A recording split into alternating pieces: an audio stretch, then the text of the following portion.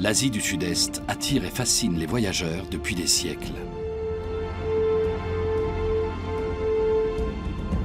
Birmanie, Thaïlande, Laos, Cambodge, Vietnam. Autant de pays dont les richesses culturelles à couper le souffle, les paysages extraordinaires et des rencontres inoubliables invitent à la découverte. Aujourd'hui, nous allons au Laos. Un voyage qui nous mènera chez les Maouts de Luang Prabang, dans la tribu des Hmong et auprès des passeurs de Sipandon.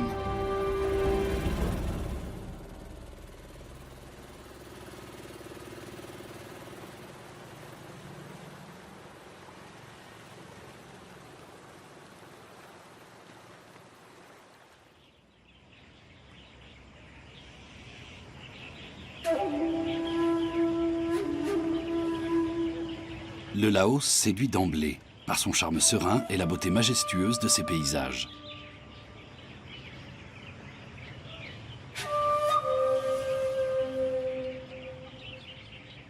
La fébrilité du monde moderne ne semble pas avoir de prise sur ce pays faiblement peuplé, bien différent de ses voisins en plein essor que sont la Thaïlande et le Vietnam.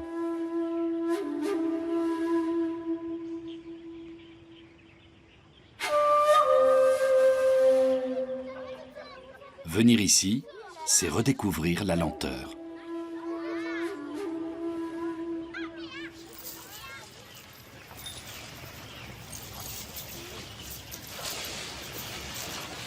Le Laos d'aujourd'hui est issu du Lengxang, le royaume du million d'éléphants.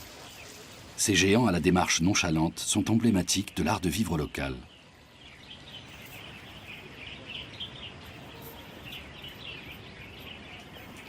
J'ai toujours aimé les éléphants. J'ai appris à m'en occuper dès l'âge de 13 ans. Mon père en possédait plusieurs.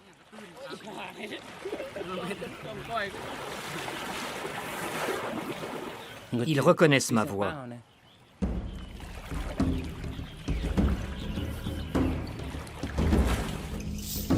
Nan Kongmani et ses collègues sont des Maouts, c'est-à-dire des soigneurs-dresseurs d'éléphants. L'association pour laquelle ils travaillent recueille des anciennes bêtes de somme. Les pachydermes ont longtemps été affectés à des travaux pénibles, comme le remorquage des troncs d'arbres lors du déboisement.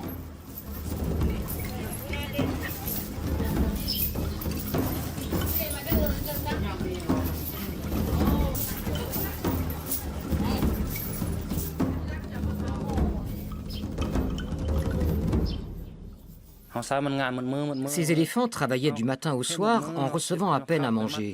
Ils n'avaient droit qu'à une courte nuit de repos avant une nouvelle dure journée de travail.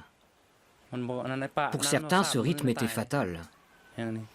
Sans eau, ils peuvent mourir en 3 jours. Ils ont besoin de boire beaucoup d'eau. Un éléphant d'Asie consomme jusqu'à 250 kg de végétation par jour. Mal nourris, ils deviennent irritables et ils perdent la tête. On veille donc à ce qu'ils mangent bien. Il faut aussi les laver 4 ou 5 fois par jour. Quand ils sont rassasiés et heureux, ils sont très coopératifs, comme les hommes.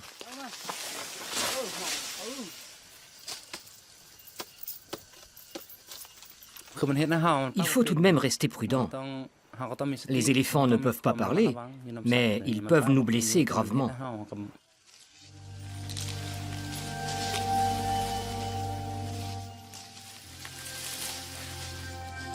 Malgré leur naturel placide, il arrive que les grands mammifères deviennent brusquement dangereux.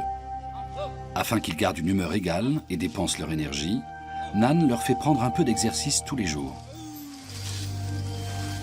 L'après-midi, l'association accueille des touristes.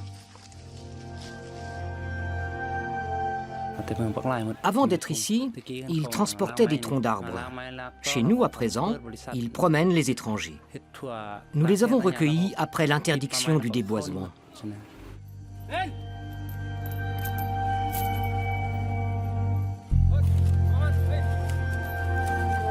Le Laos compterait encore 1500 éléphants selon certaines estimations.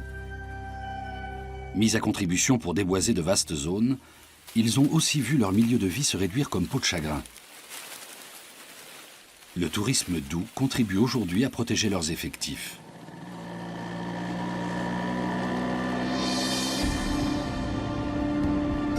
cours de notre périple, nous allons emprunter les moyens de transport locaux. Il faut savoir que peu de Laotiens possèdent une voiture.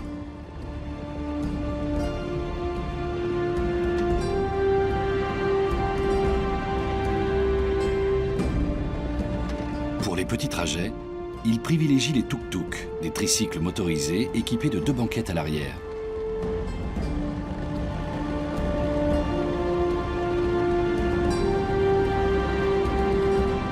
Notre itinéraire passe d'abord par Luang Prabang, la grande ville du nord du pays, située au bord du Mékong.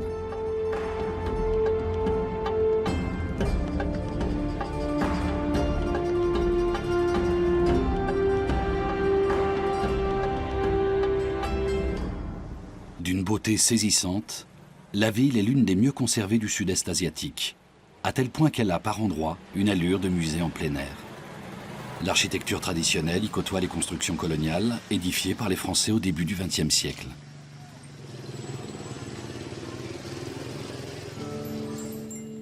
Au petit matin, les bonzes drapés d'orange parcourent les rues de leur quartier pour y recueillir l'aumône. Luang Prabang est le centre spirituel du bouddhisme laotien.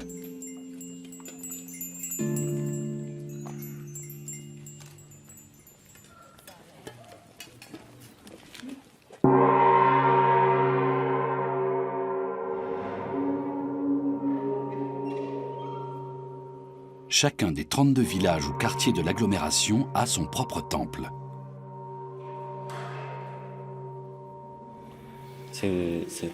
Je m'appelle Dom. Je viens d'une famille très modeste de Mueang Noi. Je suis entré au monastère pour faire honneur à mes parents, mais aussi parce que j'étais très pauvre à l'âge où j'allais encore à l'école. Je n'avais même pas de quoi me nourrir. C'est pourquoi j'ai choisi de suivre le chemin de la foi.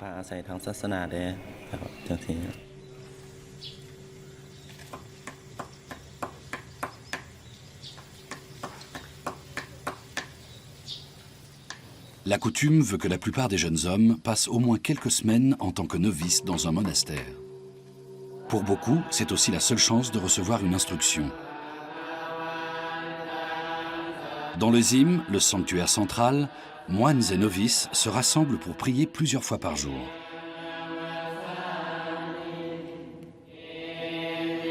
Bien que le Laos soit un État communiste, le bouddhisme y joue un grand rôle dans la vie de tous les jours. Dans leur quartier, les bonzes sont vus à la fois comme des guides spirituels et des directeurs de conscience. Leurs élèves leur vouent un profond respect.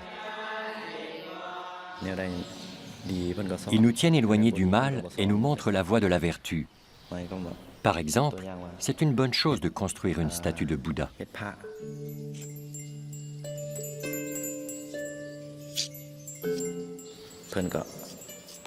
Ceux qui le souhaitent peuvent venir donner un coup de main. C'est l'occasion pour chacun d'apprendre quelque chose et d'œuvrer pour son karma. Dans le bouddhisme Theravada, prédominant au Laos, chacun est responsable de ses actes. Ceux qui font le bien améliorent leur karma et peuvent espérer une vie meilleure dans une prochaine réincarnation. C'est dans cet esprit que les fidèles présentent des offrandes aux bonzes.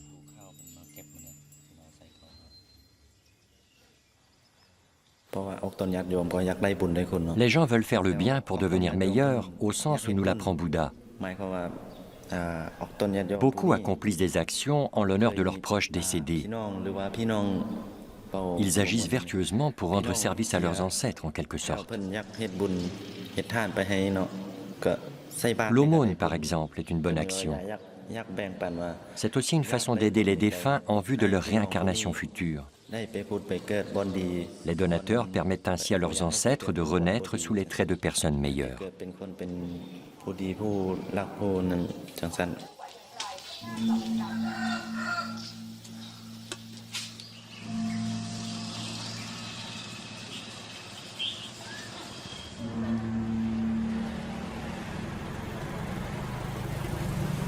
Le Laos est célèbre pour ses chutes d'eau paradisiaques.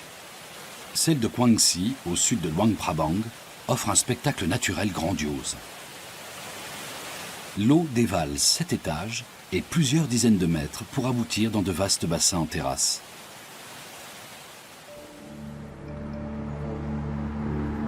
Nous empruntons à présent de petites routes de campagne peu fréquentées, en direction du sud-est.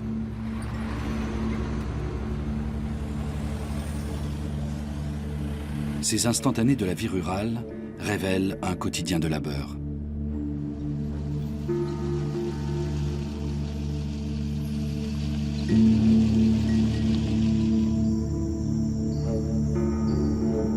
La plaine des Jarres, près de Ponsavane, est un site plein de mystères et chargé d'histoire.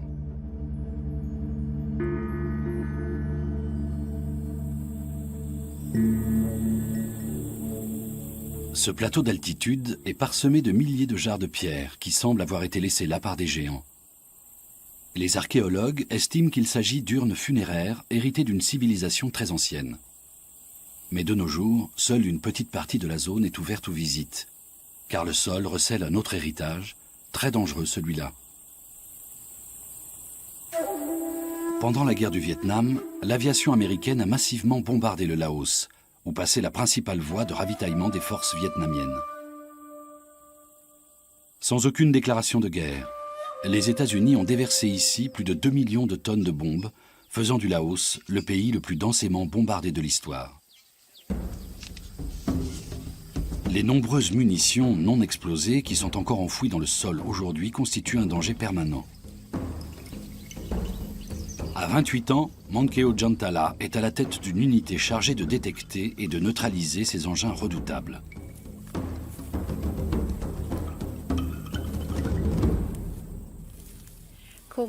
Notre association a démarré ses activités en 1994.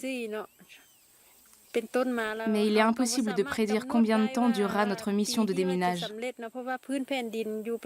Les régions concernées au Laos sont si nombreuses, on n'arrive pas à évaluer le temps qu'il faudra. Selon certains experts, il faudra plusieurs milliers d'années pour éliminer les quelques 75 millions d'engins explosifs non désamorcés qui gangrènent encore le sol laotien.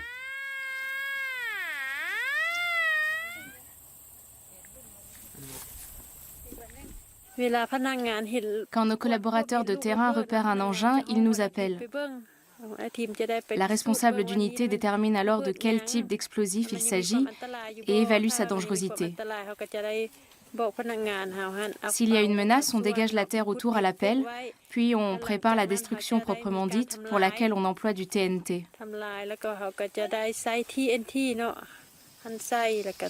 On connecte les fils et on diffuse des annonces par haut-parleur afin d'évacuer la zone. Les éclats de bombes pourraient blesser les habitants.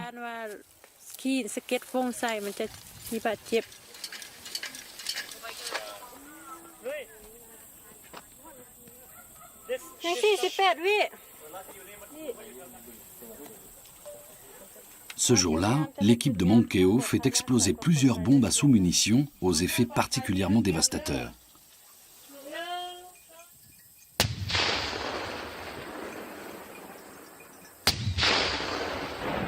Les premières victimes sont les enfants qui les trouvent en jouant et les agriculteurs dont les champs en sont truffés.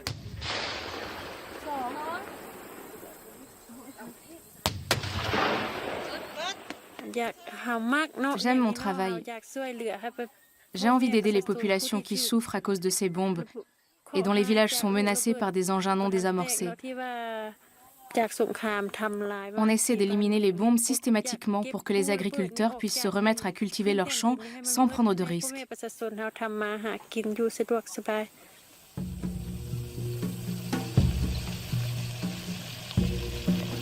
Pour l'équipe de Mankeo, la fin de la journée est une délivrance.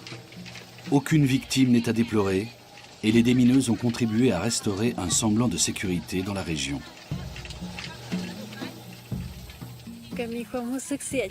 C'est lamentable que nous ayons été bombardés et que ça nous cause tellement de problèmes. Pourquoi ils ne viennent pas nous aider à éliminer les bombes d'ailleurs? Je suis furieuse contre le pays qui nous a imposé cette guerre.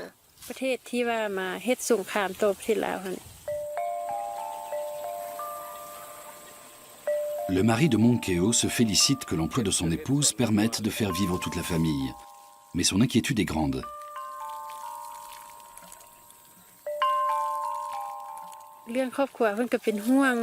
Ma famille se fait du souci pour moi. Pourtant, je suis parfaitement formée à mon métier. Il faut bien que je travaille. C'est dangereux, mais j'applique les consignes à la lettre et je suis extrêmement prudente.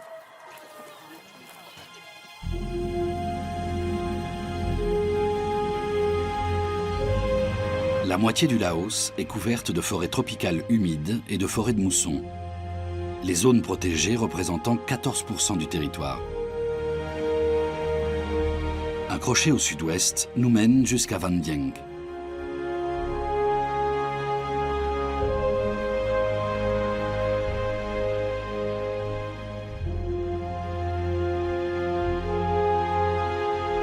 La petite ville bénéficie d'une situation idyllique entre montagnes karstiques et forêts tropicales. Depuis les airs, on distingue un peu partout des cratères, les traces laissées par le déminage des champs. La rivière Nam Song, qui traverse Van Dieng, est très appréciée des kayakistes.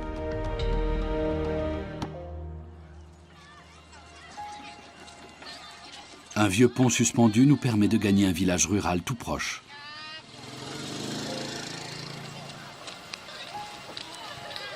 Nous sommes ici chez les Hmong, une ethnie présente dans toute la péninsule indochinoise.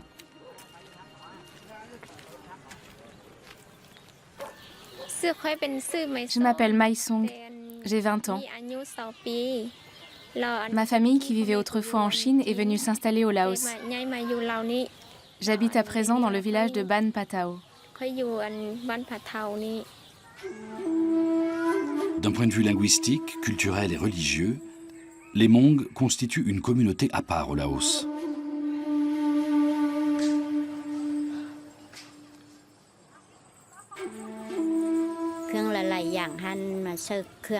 Ces vêtements que j'ai cousus moi-même ont une signification particulière pour les Hmong. Les costumes renseignent sur l'appartenance à un village, ainsi que sur le statut social et marital de la personne qui les porte. Les bijoux en argent symbolisent la force vitale et la prospérité. Quand je ne serai plus là, ma fille préservera les traditions des Hmong et l'ensemble de notre patrimoine culturel. Elle prendra soin des esprits, les honorera et leur témoignera du respect, afin qu'ils continuent à vivre dans l'au-delà.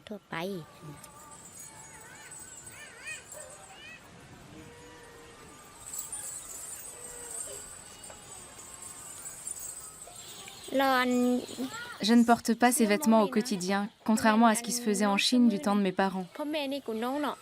Ici, au Laos, nous avons rarement l'occasion de les mettre en dehors des mariages et du Nouvel An, ou alors pour chercher un futur époux. Dans ce cas, ma mère insiste pour que je sorte en costume traditionnel.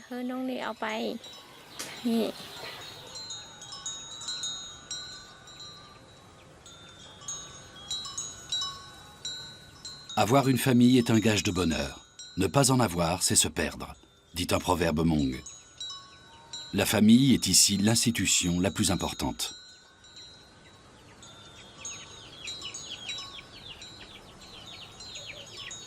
La vie des Hmong est régie par une hiérarchie bien définie, dans laquelle les plus âgés sont responsables des plus jeunes. Comme autrefois, les femmes se chargent des travaux domestiques et manuels. Elles brodent notamment des motifs ancestraux.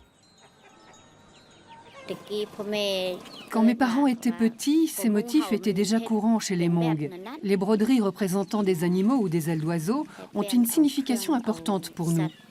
Sans nos traditions de broderie et de costumes, nous perdrions notre identité. Je recommande toujours aux jeunes de porter leur tenue traditionnelle afin de montrer à quelle ethnie ils appartiennent. Pour nous, qui appartenons au peuple des montagnes, c'est essentiel.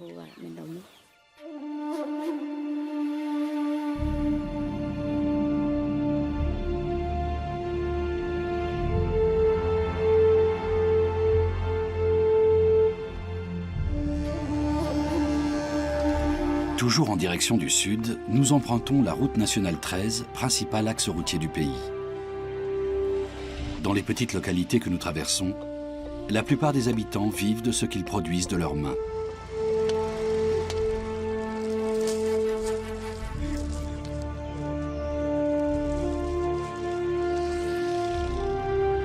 Prochaine étape, Vientiane, la capitale. Située à mi-chemin entre le nord et le sud du Laos, elle se trouve sur la frontière thaïlandaise. Le Patussai est l'emblème de la ville. Cet arc de triomphe de 49 mètres de haut a été construit dans les années 1950 et 1960 pour célébrer l'indépendance du Laos vis-à-vis de la puissance coloniale française. Dans cette capitale, qui ne compte que 350 000 habitants, le rythme est aussi tranquille que dans le reste du pays.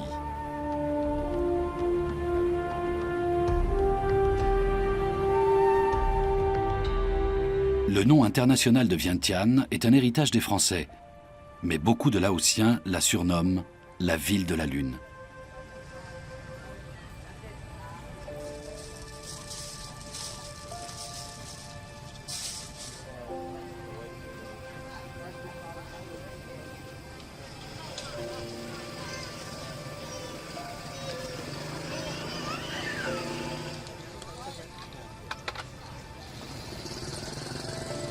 Le Pathat Luang est le monument le plus sacré du pays. Pour preuve, il figure même sur ses armoiries. Tout près de là, trône la gigantesque statue dorée d'un Bouddha allongé. L'industrie est peu développée au Laos, où l'artisanat domine. Les tissus de luxe constituent l'un des premiers produits d'exportation.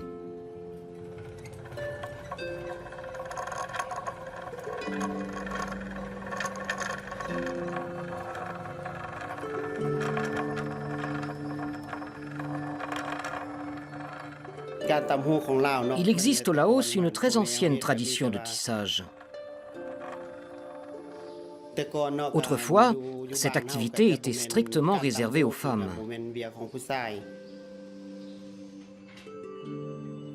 Petit, je m'exerçais en cachette pendant que ma mère tissait. Elle a pleuré quand elle s'en est rendue compte et m'a expliqué que ce n'était pas un métier d'homme. Mais j'étais passionné, c'était ce que je voulais faire. J'ai donc appris le tissage. Jansuk Pomailin est directeur créatif chez Lao Textile, une entreprise créée par une Américaine. Ici, le tissage est considéré comme un art. Les étoffes, fabriquées à la main, sont produites en petite quantité et vendues au prix fort. Je tisse chaque jour et je me demande tous les matins comment je vais pouvoir créer quelque chose d'inédit. Je mélange des éléments pris à droite et à gauche, j'enlève ou j'ajoute un détail. Mon ambition est d'inventer des motifs complètement nouveaux. Grâce à des passionnés comme Jansuk, le secteur du tissage, sinistré au sortir des différentes guerres qui ont secoué le pays, est aujourd'hui à nouveau bien vivace.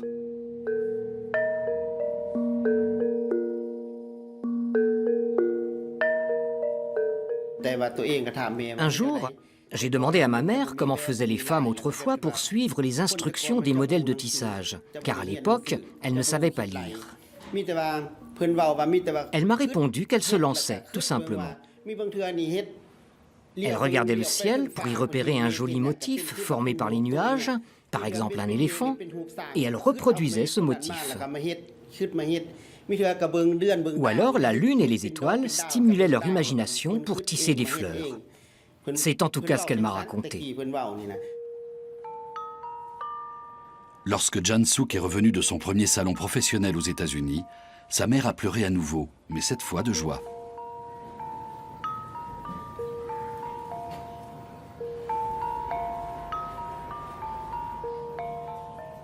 Je suis fier de ce que je fais, fier de pouvoir me dire « ça, c'est une de mes créations ».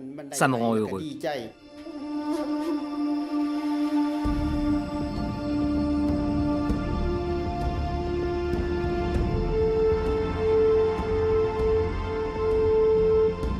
Le Laos est un pays agricole où 80% des habitants vivent de leur culture.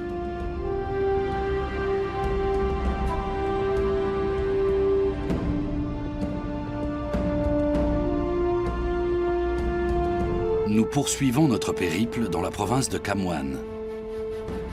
La nationale 8 serpente au milieu de spectaculaires reliefs karstiques. La chaîne anamitique, un massif de 1100 km de long, s'étire dans tout l'est de la péninsule indo-chinoise pour relier le Laos au Vietnam et au Cambodge.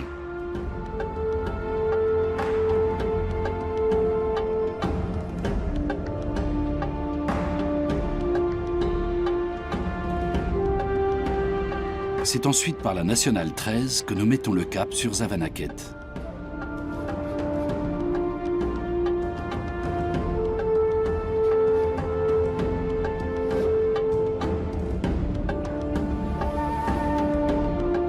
Les montagnes cèdent la place à une vaste plaine.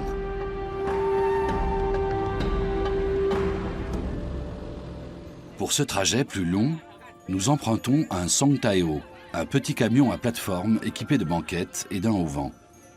Ces véhicules n'ont ni horaire ni arrêt prédéterminé. Il faut les héler au passage.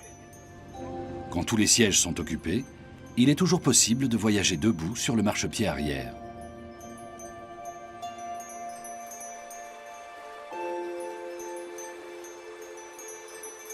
Le Mékong est le grand fleuve de l'Asie du Sud-Est. Il dessine sur plus de 1000 km la frontière entre le Laos et la Thaïlande, puis la Birmanie, et nourrit d'innombrables familles qui vivent de la pêche. Comme celle de Buntan Jantalat. Dans sa famille, ils sont pêcheurs de père en fils depuis 5 générations. Buntam a appris le métier sur le tas.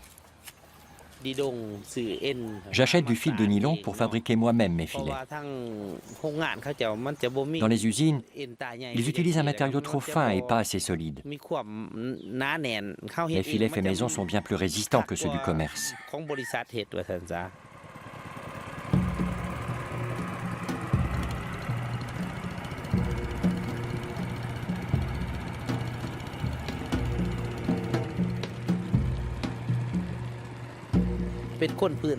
Je suis un enfant du pays. J'ai grandi à Bandongko, comme mes parents avant moi. Tout ce que je sais sur la pêche, je le tiens de mon père. Il était pêcheur lui aussi. En son temps, il a sorti de sacrées prises de l'eau. Par exemple, un poisson-chat géant du Mékong de plus de 100 kilos. Aujourd'hui, cette espèce a pratiquement disparu de nos eaux.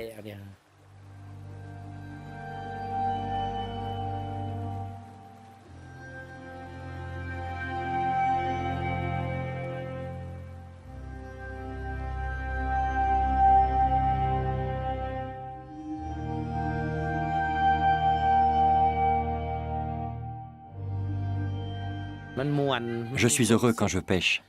Mon cœur est rempli de joie.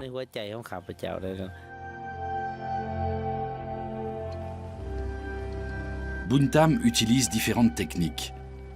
Pour les petits poissons, il pêche au chalut, tandis que pour les plus gros qui nagent en eau profonde, il emploie des filets fixes retenus au fond par des piquets. Lorsqu'il attrape un colosse comme ce spécimen de carpe, il le laisse séjourner dans l'eau jusqu'à ce qu'il ait trouvé un acheteur.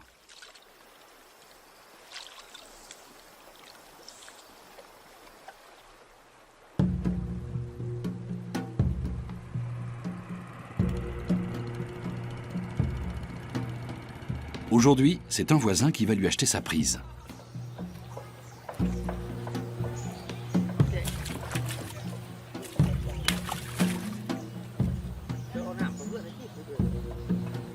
Les deux hommes s'accordent rapidement sur le prix.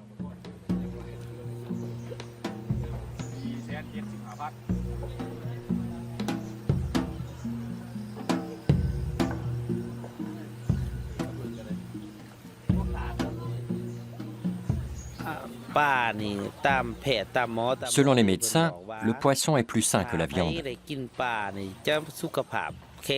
J'essaie donc d'adapter mon alimentation en conséquence. J'ai aussi entendu dire qu'on a le cerveau plus vif quand on mange des têtes de poisson. Mais je ne sais pas si c'est vrai.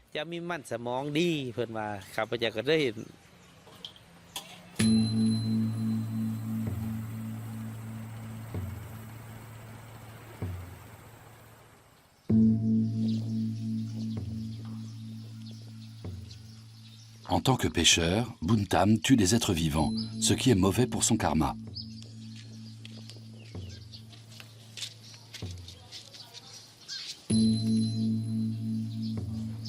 Le lendemain, il se rend donc au temple pour se racheter par une offrande. Sans cela, il risquerait de se réincarner dans un règne inférieur lors d'une prochaine vie.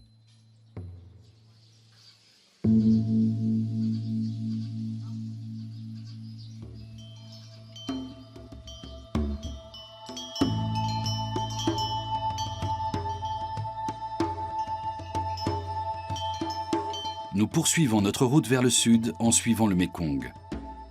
Le nom du fleuve vient du laotien Mae Nam Kong, qui signifie « la mer des eaux ».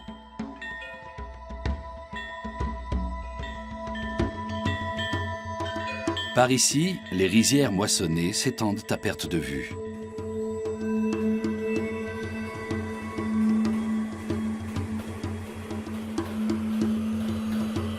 Nous sommes au mois de mars, la fin de la saison sèche au Laos. Partout, nous croisons des troupeaux de bétail qui se nourrissent des chaumes de riz.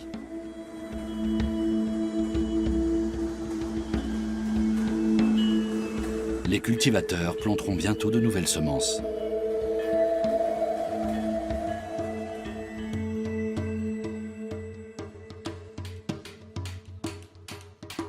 Outre l'agriculture, beaucoup de familles vivent de la fabrication de meubles.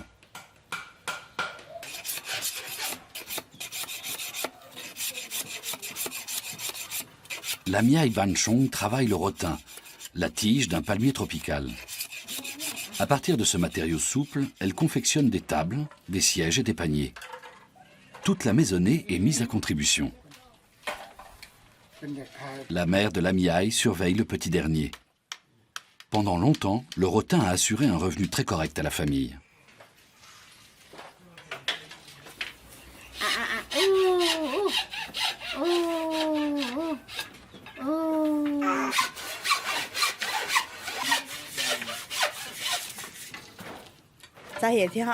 L'intérêt du rotin, c'est sa résistance.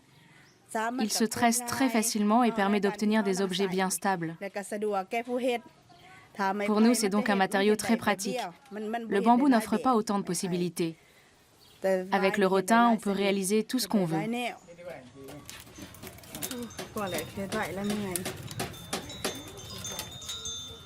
Le tressage du rotin requiert une grande dextérité et un long apprentissage.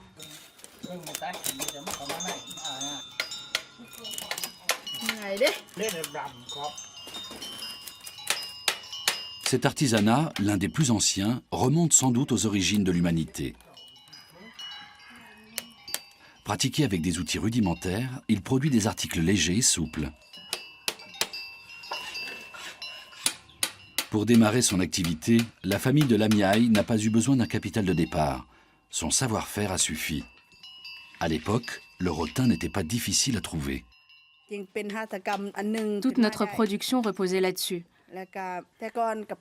On récoltait le bois nous-mêmes. Il suffisait d'aller dans une forêt voisine avec un tracteur ou même à vélo. Mais aujourd'hui, le rotin est devenu rare. Il faut l'acheter.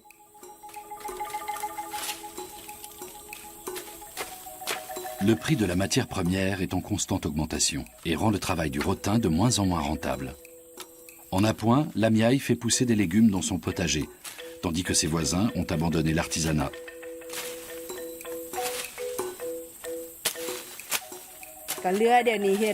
Ici, il ne reste plus que 4 ou 5 familles qui travaillent le rotin, alors qu'autrefois, presque tout le village fabriquait des meubles. Le prix du bois s'envole, le rotin est de plus en plus difficile à trouver. La plupart des gens se sont reconvertis dans la culture de la pomme de terre.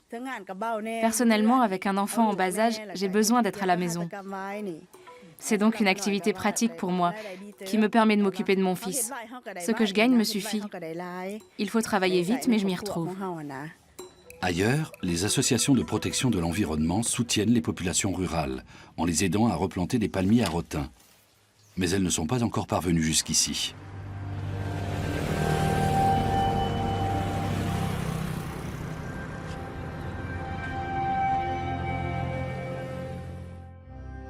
Nous roulons maintenant vers l'archipel de Sipandon.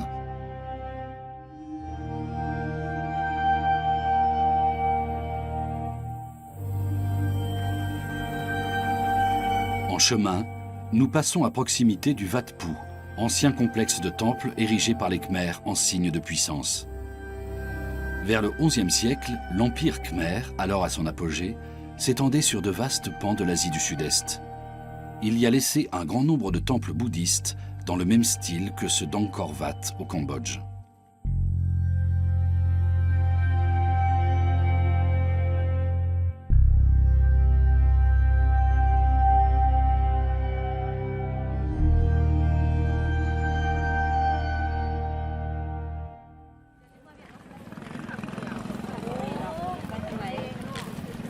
À la gare routière, nous changeons de moyen de transport.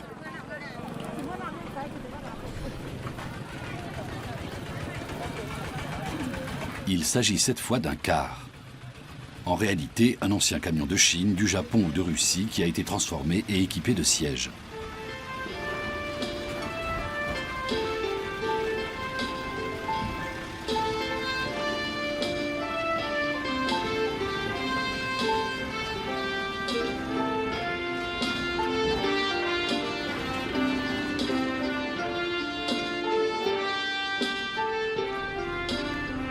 Un bac nous conduit à présent jusqu'à Don Kong, une île du Mékong dans la province de Champasak.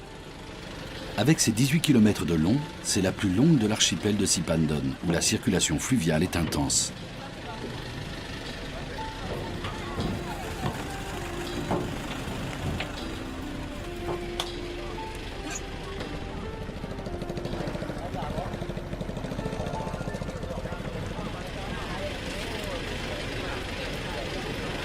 Un pont routier se dressera bientôt ici.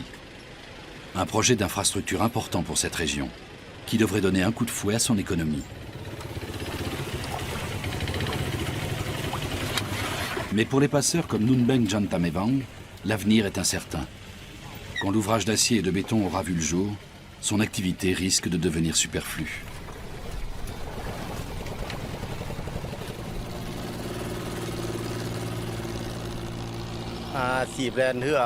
J'ai commencé à travailler comme passeur à l'époque de la construction du port. Et je continue.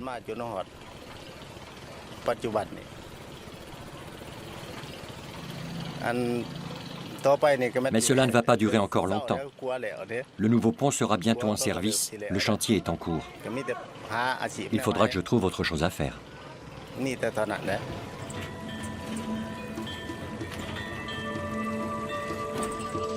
Nunbeng a construit lui-même le bac avec lequel il transporte piétons et motocyclistes.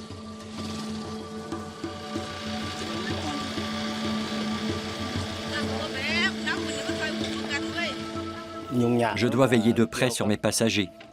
C'est l'une des difficultés de mon travail. S'ils tombent à l'eau quand ils montent à bord avec leur véhicule, c'est moi qui suis responsable. Je reste donc très vigilant.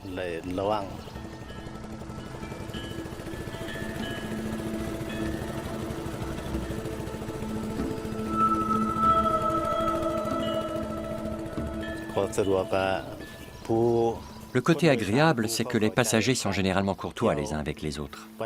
Pendant la traversée, ils font attention à leurs voisins.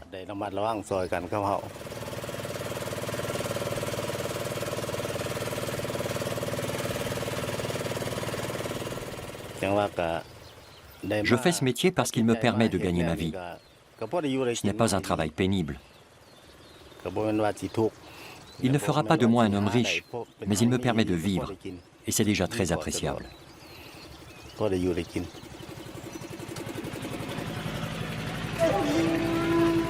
Dans ce pays, l'un des plus pauvres de la planète, une source fixe de revenus est une chance.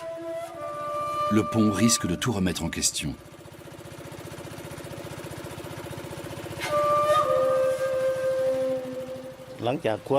Avec ce pont, je pense que la région va vraiment aller de l'avant. Les entreprises y voient une grande chance pour Don Kong.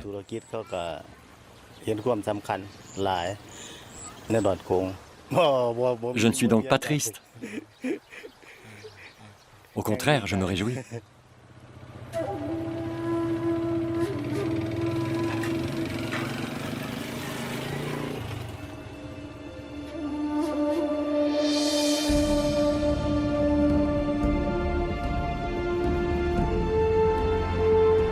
Sipandon signifie en laotien les 4000 îles. L'archipel est situé dans l'extrême sud du pays, à quelques kilomètres de la frontière cambodgienne.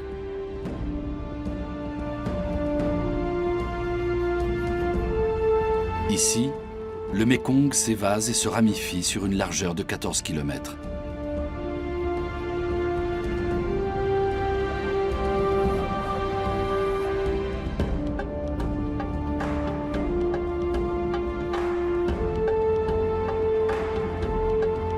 Pendant les fortes crues du fleuve, la moitié des îles sont submergées. Bien que le Laos n'ait aucune façade maritime, on se croirait ici dans un décor d'île tropicale. Le site attire d'ailleurs de plus en plus de touristes.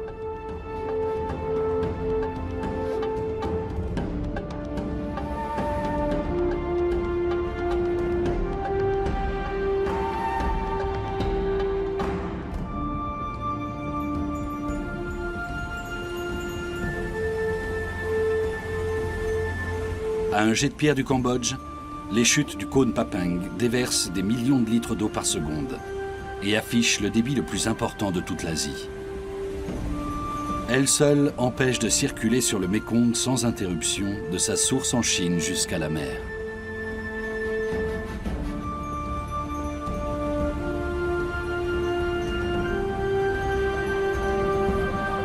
À la fin du XIXe siècle, les autorités coloniales françaises avaient tenté de contourner l'obstacle en construisant une voie ferrée. Une infrastructure désaffectée quelques décennies plus tard, le paysage semblant décidément rétif à toute frénésie de progrès.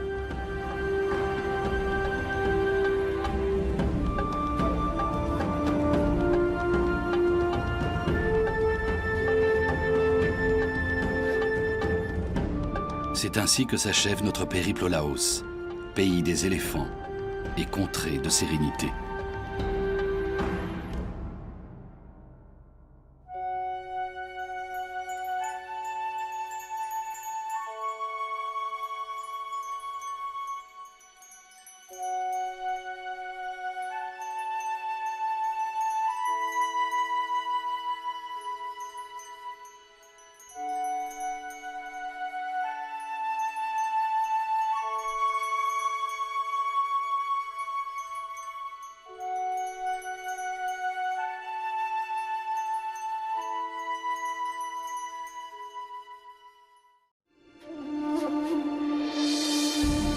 L'Asie du Sud-Est attire et fascine les voyageurs depuis des siècles.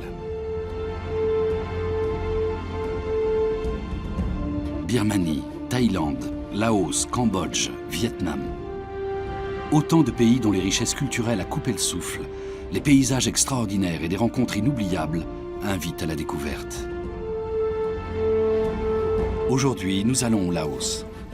Un voyage qui nous mènera chez les Maouts de Luang Prabang, dans la tribu des Hmong et auprès des passeurs de Sipandon.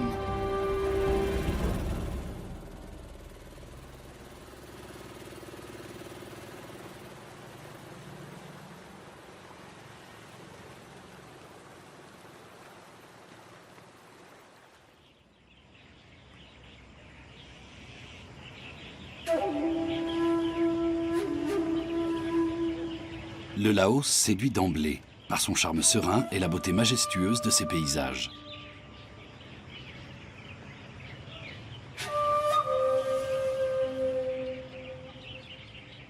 La fébrilité du monde moderne ne semble pas avoir de prise sur ce pays faiblement peuplé, bien différent de ses voisins en plein essor que sont la Thaïlande et le Vietnam.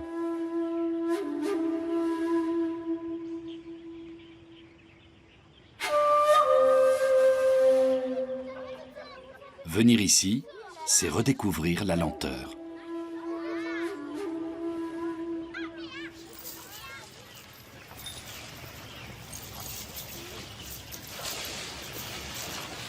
Le Laos d'aujourd'hui est issu du Len Xang, le royaume du million d'éléphants.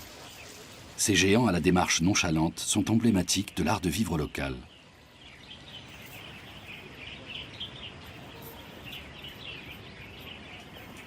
J'ai toujours aimé les éléphants. J'ai appris à m'en occuper dès l'âge de 13 ans. Mon père en possédait plusieurs.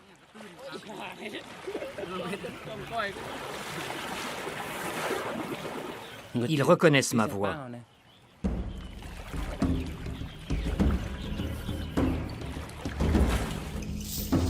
Nan Kongmani et ses collègues sont des maouts, c'est-à-dire des soigneurs-dresseurs d'éléphants. L'association pour laquelle ils travaillent recueille des anciennes bêtes de somme. Les pachydermes ont longtemps été affectés à des travaux pénibles, comme le remorquage des troncs d'arbres lors du déboisement.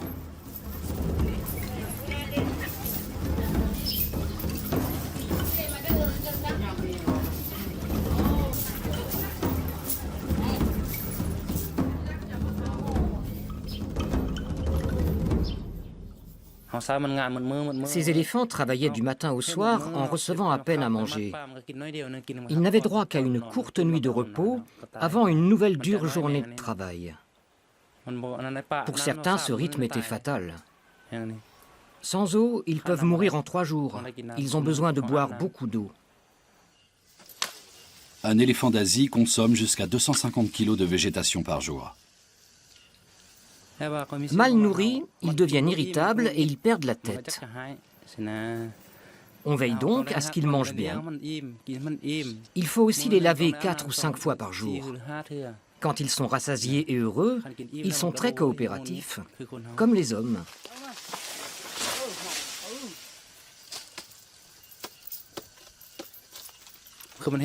Il faut tout de même rester prudent. Les éléphants ne peuvent pas parler, mais ils peuvent nous blesser gravement.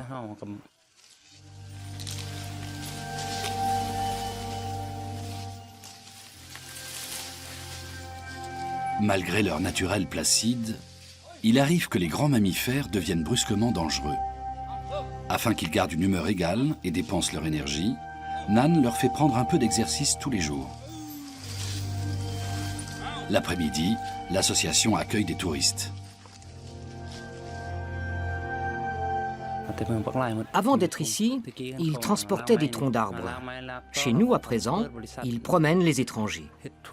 Nous les avons recueillis après l'interdiction du déboisement.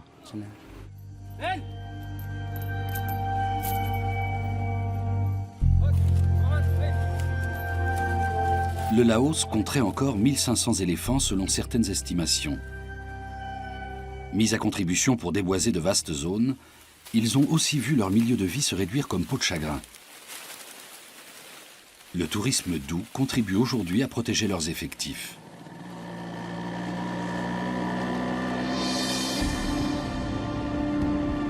Au cours de notre périple, nous allons emprunter les moyens de transport locaux. Il faut savoir que peu de Laotiens possèdent une voiture.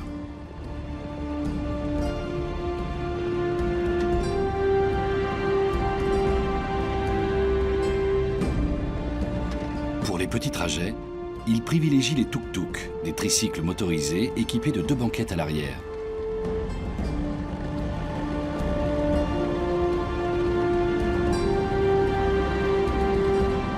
Notre itinéraire passe d'abord par Luang Prabang, la grande ville du nord du pays, située au bord du Mékong.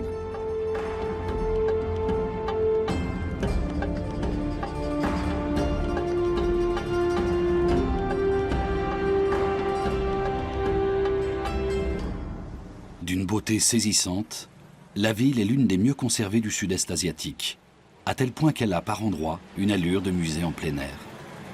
L'architecture traditionnelle y côtoie les constructions coloniales édifiées par les Français au début du XXe siècle.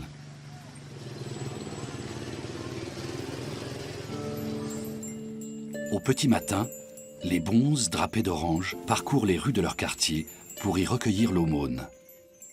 Luang Prabang est le centre spirituel du bouddhisme laotien.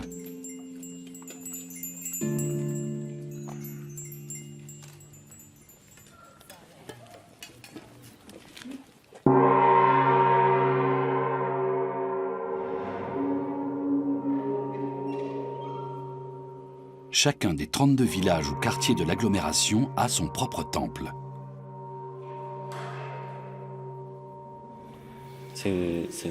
Je m'appelle Dom. Je viens d'une famille très modeste de Mueang Noi. Je suis entré au monastère pour faire honneur à mes parents, mais aussi parce que j'étais très pauvre à l'âge où j'allais encore à l'école. Je n'avais même pas de quoi me nourrir. C'est pourquoi j'ai choisi de suivre le chemin de la foi.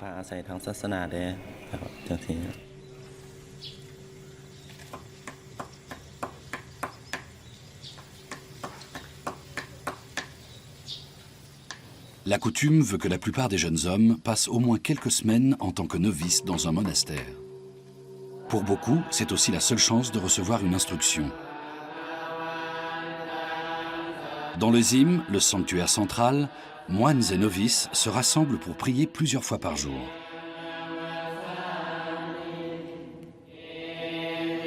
Bien que le Laos soit un État communiste, le bouddhisme y joue un grand rôle dans la vie de tous les jours. Dans leur quartier, les bonzes sont vus à la fois comme des guides spirituels et des directeurs de conscience. Leurs élèves leur vouent un profond respect. Ils nous tiennent éloignés du mal et nous montrent la voie de la vertu. Par exemple, c'est une bonne chose de construire une statue de Bouddha.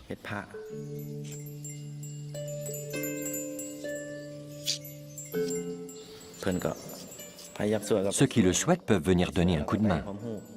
C'est l'occasion pour chacun d'apprendre quelque chose et d'œuvrer pour son karma. Dans le bouddhisme Theravada, prédominant au Laos, chacun est responsable de ses actes. Ceux qui font le bien améliorent leur karma et peuvent espérer une vie meilleure dans une prochaine réincarnation. C'est dans cet esprit que les fidèles présentent des offrandes aux bonzes.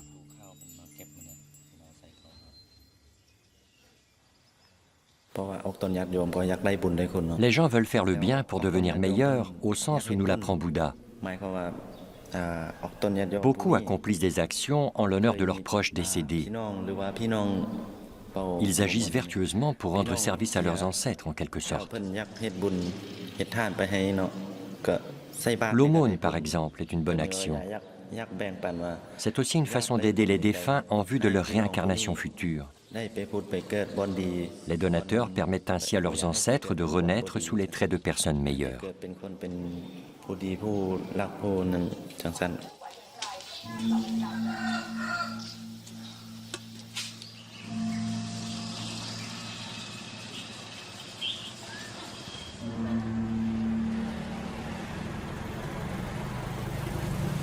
Le Laos est célèbre pour ses chutes d'eau paradisiaques. Celle de Quang Si, au sud de Luang Prabang, offre un spectacle naturel grandiose. L'eau dévale 7 étages et plusieurs dizaines de mètres pour aboutir dans de vastes bassins en terrasse.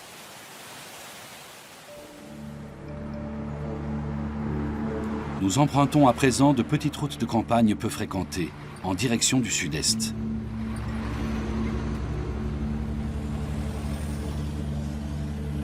Ces instantanés de la vie rurale révèlent un quotidien de labeur.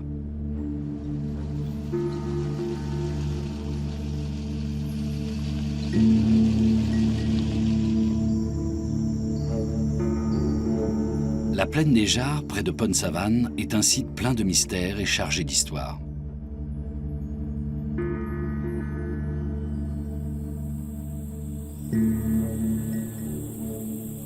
Ce plateau d'altitude est parsemé de milliers de jarres de pierre qui semblent avoir été laissées là par des géants.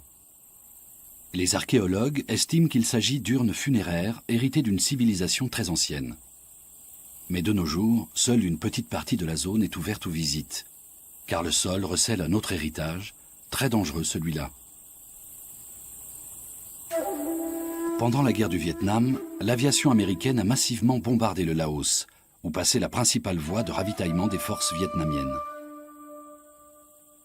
Sans aucune déclaration de guerre, les États-Unis ont déversé ici plus de 2 millions de tonnes de bombes, faisant du Laos le pays le plus densément bombardé de l'histoire. Les nombreuses munitions non explosées qui sont encore enfouies dans le sol aujourd'hui constituent un danger permanent. À 28 ans, Mankeo Jantala est à la tête d'une unité chargée de détecter et de neutraliser ces engins redoutables.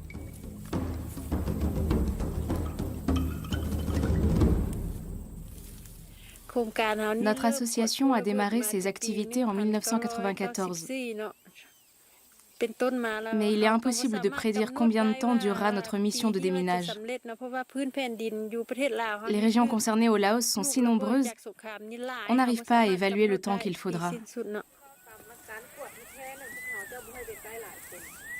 Selon certains experts, Il faudra plusieurs milliers d'années pour éliminer les quelques 75 millions d'engins explosifs non désamorcés qui gangrènent encore le sol laotien.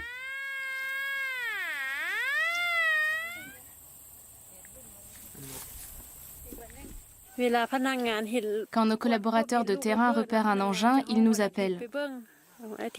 La responsable d'unité détermine alors de quel type d'explosif il s'agit et évalue sa dangerosité.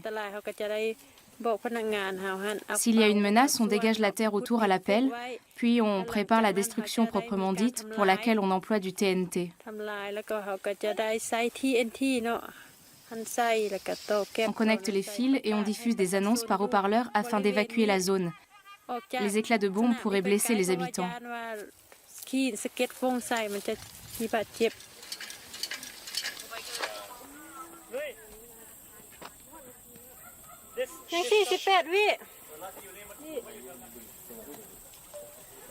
Ce jour-là, l'équipe de Monkeo fait exploser plusieurs bombes à sous-munitions aux effets particulièrement dévastateurs.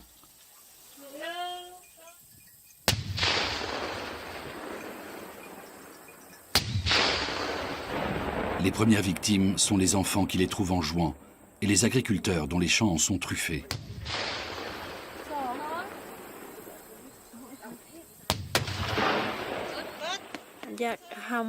J'aime mon travail.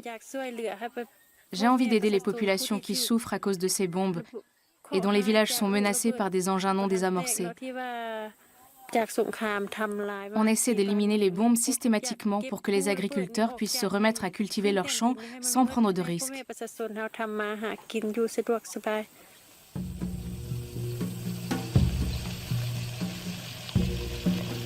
Pour l'équipe de Monkeo, la fin de la journée est une délivrance. Aucune victime n'est à déplorer et les démineuses ont contribué à restaurer un semblant de sécurité dans la région.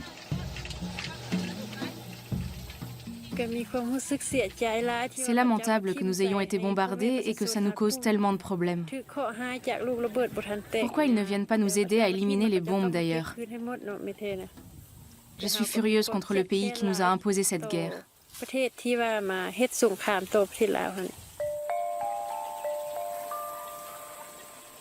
Le mari de Monkeo se félicite que l'emploi de son épouse permette de faire vivre toute la famille. Mais son inquiétude est grande.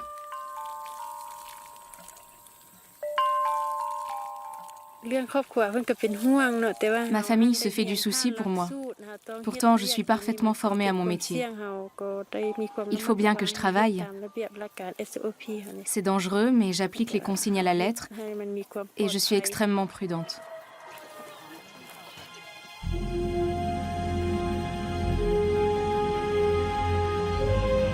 La moitié du Laos est couverte de forêts tropicales humides et de forêts de moussons. Les zones protégées représentant 14% du territoire. Un crochet au sud-ouest nous mène jusqu'à Van Dieng.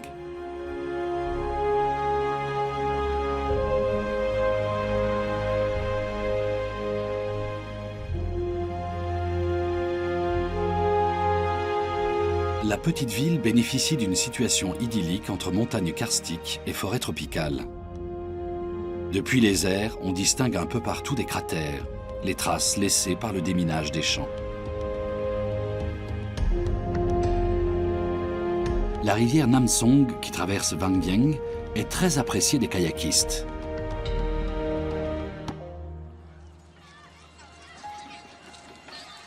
Un vieux pont suspendu nous permet de gagner un village rural tout proche.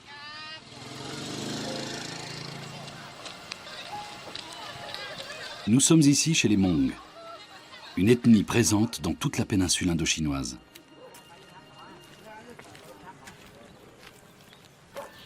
Je m'appelle Mai Song, j'ai 20 ans. Ma famille, qui vivait autrefois en Chine, est venue s'installer au Laos. J'habite à présent dans le village de Ban Patao. D'un point de vue linguistique, culturel et religieux, les Hmong constituent une communauté à part au Laos.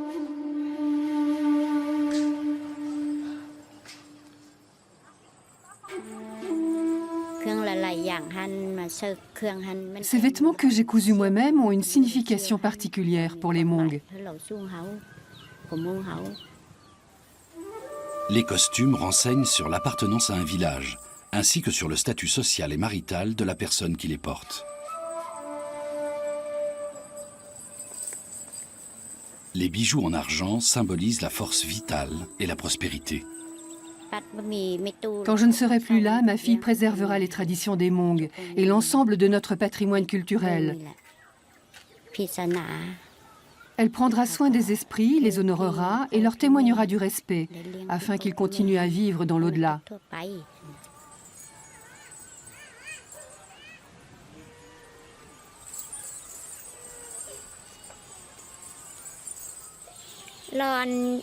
Je ne porte pas ces vêtements au quotidien, contrairement à ce qui se faisait en Chine du temps de mes parents. Ici, au Laos, nous avons rarement l'occasion de les mettre en dehors des mariages et du Nouvel An, ou alors pour chercher un futur époux. Dans ce cas, ma mère insiste pour que je sorte en costume traditionnel.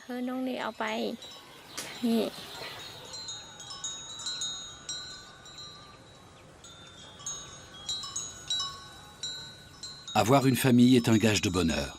Ne pas en avoir, c'est se perdre, dit un proverbe Hmong. La famille est ici l'institution la plus importante.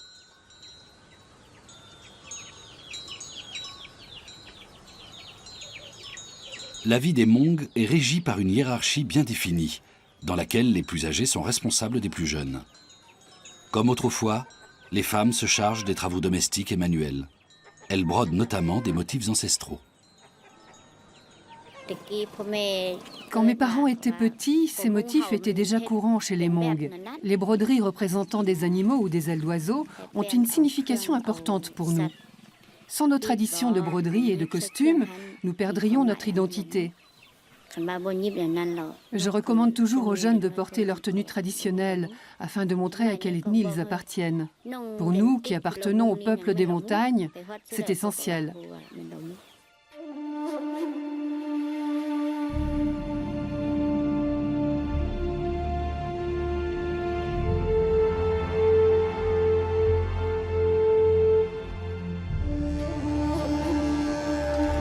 Toujours en direction du sud, nous empruntons la route nationale 13, principal axe routier du pays.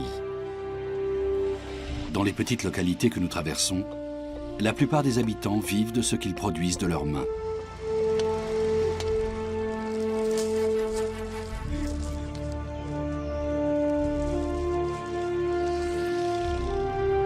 Prochaine étape, Vientiane, la capitale. Située à mi-chemin entre le nord et le sud du Laos, elle se trouve sur la frontière thaïlandaise. Le Patussai est l'emblème de la ville. Cet arc de triomphe de 49 mètres de haut a été construit dans les années 1950 et 1960 pour célébrer l'indépendance du Laos vis-à-vis de la puissance coloniale française. Dans cette capitale qui ne compte que 350 000 habitants, le rythme est aussi tranquille que dans le reste du pays.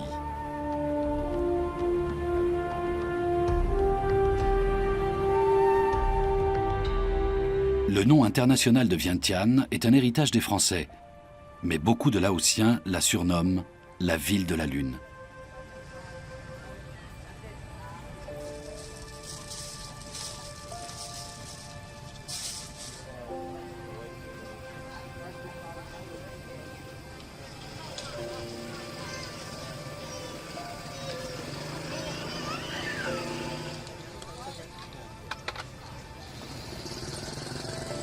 Le Pathat-Luang est le monument le plus sacré du pays.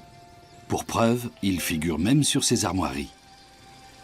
Tout près de là, trône la gigantesque statue dorée d'un Bouddha allongé.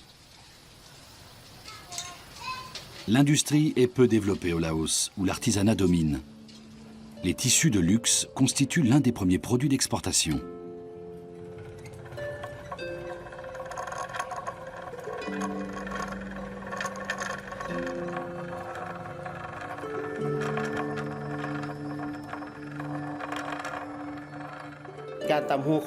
Il existe au Laos une très ancienne tradition de tissage. Autrefois, cette activité était strictement réservée aux femmes.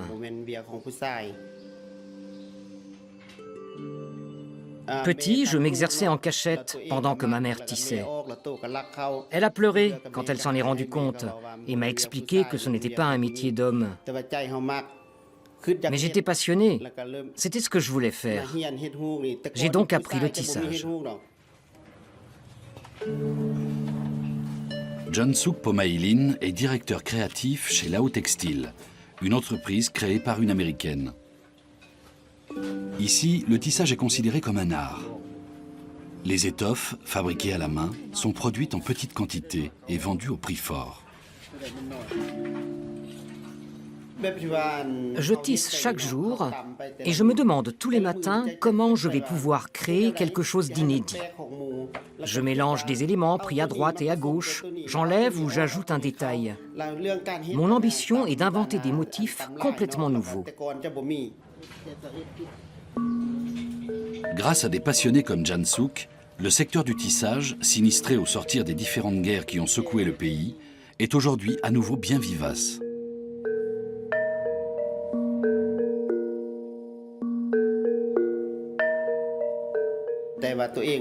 Un jour, j'ai demandé à ma mère comment faisaient les femmes autrefois pour suivre les instructions des modèles de tissage, car à l'époque, elle ne savait pas lire. Elle m'a répondu qu'elle se lançait, tout simplement. Elle regardait le ciel pour y repérer un joli motif formé par les nuages, par exemple un éléphant, et elle reproduisait ce motif.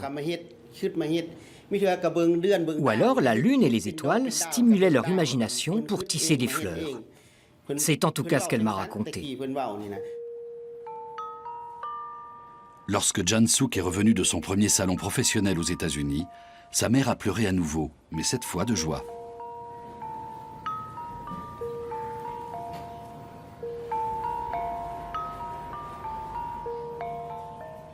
Je suis fier de ce que je fais, fier de pouvoir me dire « ça, c'est une de mes créations ». Ça me rend heureux.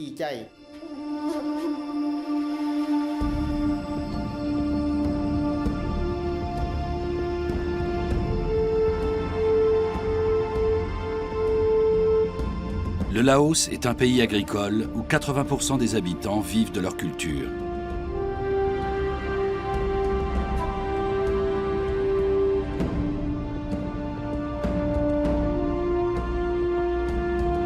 Nous poursuivons notre périple dans la province de Kham Muan.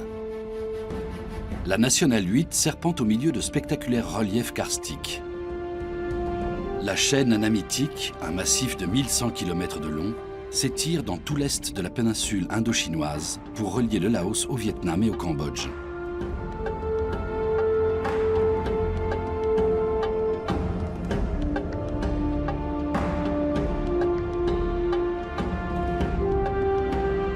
C'est ensuite par la Nationale 13 que nous mettons le cap sur Savannakhet.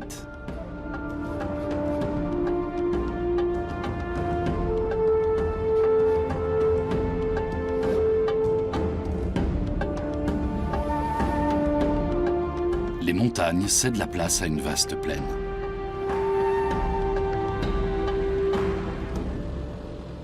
Pour ce trajet plus long, nous empruntons un Songtaeo, un petit camion à plateforme équipé de banquettes et d'un auvent. Ces véhicules n'ont ni horaire ni arrêt prédéterminé. Il faut les héler au passage. Quand tous les sièges sont occupés, il est toujours possible de voyager debout sur le marchepied arrière.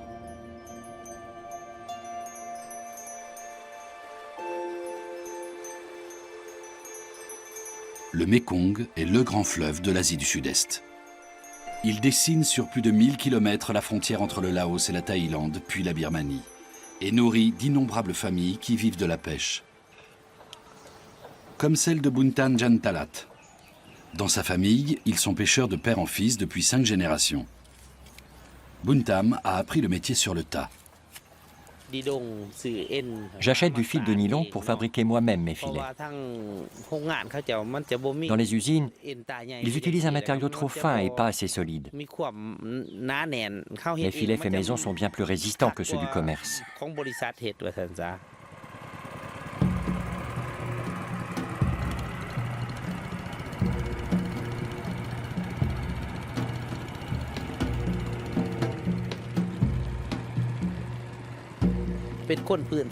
Je suis un enfant du pays. J'ai grandi à Bandongko, comme mes parents avant moi. Tout ce que je sais sur la pêche, je le tiens de mon père. Il était pêcheur lui aussi. En son temps, il a sorti de sacrées prises de l'eau. Par exemple, un poisson-chat géant du Mékong de plus de 100 kilos. Aujourd'hui, cette espèce a pratiquement disparu de nos eaux.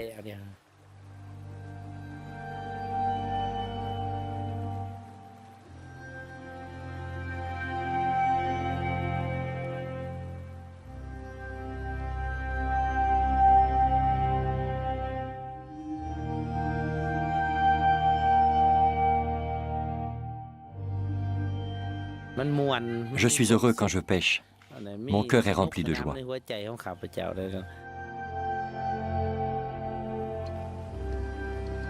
Buntam utilise différentes techniques. Pour les petits poissons, il pêche au chalut, tandis que pour les plus gros qui nagent en eau profonde, il emploie des filets fixes retenus au fond par des piquets. Lorsqu'il attrape un colosse comme ce spécimen de carpe, il le laisse séjourner dans l'eau jusqu'à ce qu'il ait trouvé un acheteur.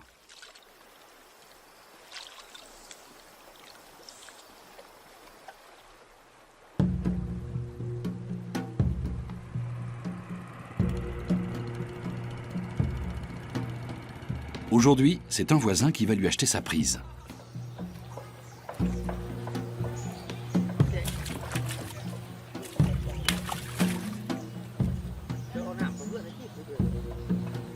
Les deux hommes s'accordent rapidement sur le prix.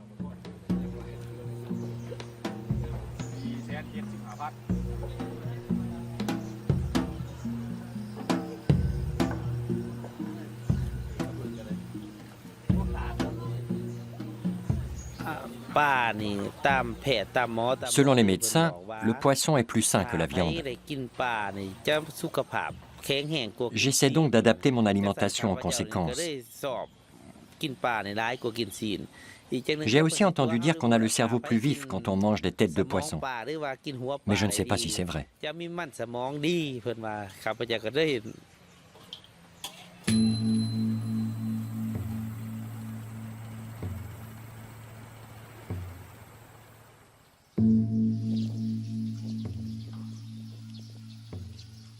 En tant que pêcheur, Buntam tue des êtres vivants, ce qui est mauvais pour son karma.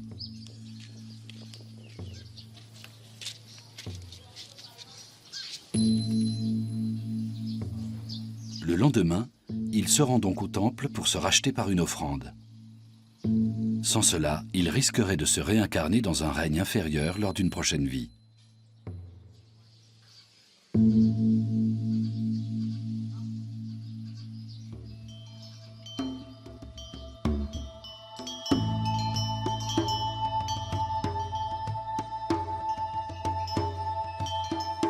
Nous poursuivons notre route vers le sud en suivant le Mékong. Le nom du fleuve vient du laotien Mae Nam Kong, qui signifie « la mer des eaux ».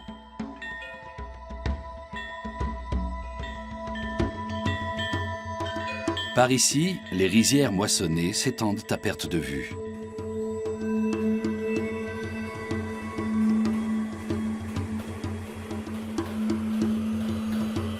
Nous sommes au mois de mars, la fin de la saison sèche au Laos. Partout, nous croisons des troupeaux de bétail qui se nourrissent des chaumes de riz.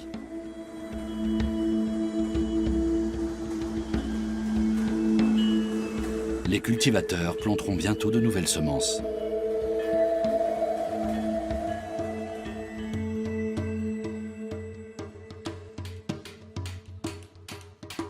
Outre l'agriculture, beaucoup de familles vivent de la fabrication de meubles.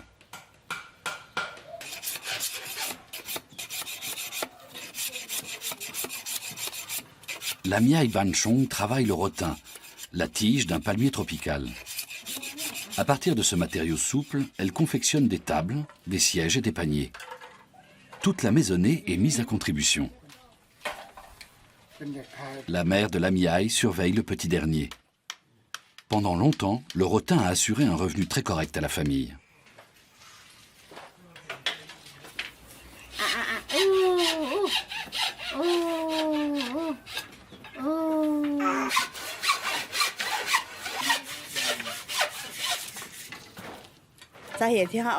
L'intérêt du rotin, c'est sa résistance.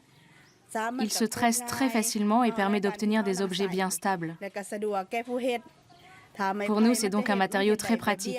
Le bambou n'offre pas autant de possibilités. Avec le rotin, on peut réaliser tout ce qu'on veut.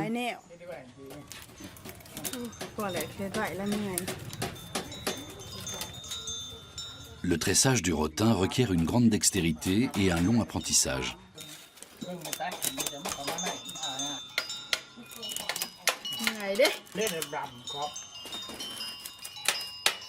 Cet artisanat, l'un des plus anciens, remonte sans doute aux origines de l'humanité.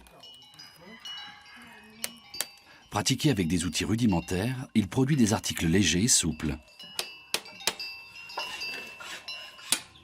Pour démarrer son activité, la famille de Lamiaï n'a pas eu besoin d'un capital de départ. Son savoir-faire a suffi. À l'époque, le rotin n'était pas difficile à trouver. Toute notre production reposait là-dessus. On récoltait le bois nous-mêmes. Il suffisait d'aller dans une forêt voisine avec un tracteur ou même à vélo. Mais aujourd'hui, le rotin est devenu rare. Il faut l'acheter.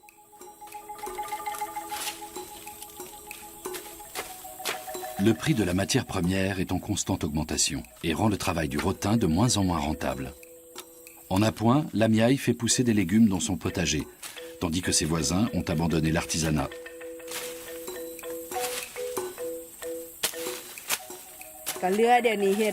Ici, il ne reste plus que 4 ou 5 familles qui travaillent le rotin, alors qu'autrefois, presque tout le village fabriquait des meubles. Le prix du bois s'envole, le rotin est de plus en plus difficile à trouver. La plupart des gens se sont reconvertis dans la culture de la pomme de terre. Personnellement, avec un enfant en bas âge, j'ai besoin d'être à la maison. C'est donc une activité pratique pour moi, qui me permet de m'occuper de mon fils. Ce que je gagne me suffit. Il faut travailler vite, mais je m'y retrouve. Ailleurs, les associations de protection de l'environnement soutiennent les populations rurales, en les aidant à replanter des palmiers à rotin. Mais elles ne sont pas encore parvenues jusqu'ici.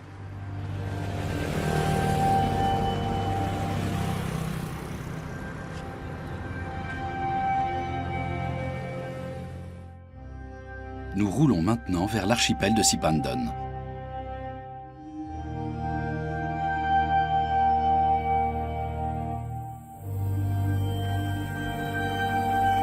En chemin, nous passons à proximité du Wat Phu, ancien complexe de temples érigé par les Khmers en signe de puissance.